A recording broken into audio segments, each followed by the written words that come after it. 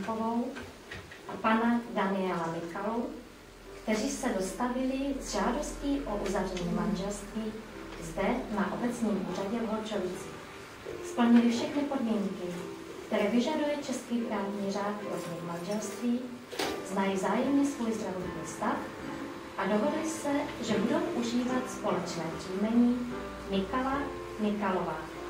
Snoubenci dál prohlašují, že zvážili úpravu budoucích majetkových vztahů, uspořádání společného bydlení a hmotné zajištění rodiny i po uzavření manželství. Vzhledem k tomu, že nejsou známy žádné okolnosti vylučující uzavření tohoto manželství, žádám vás o slavnostní zprávy.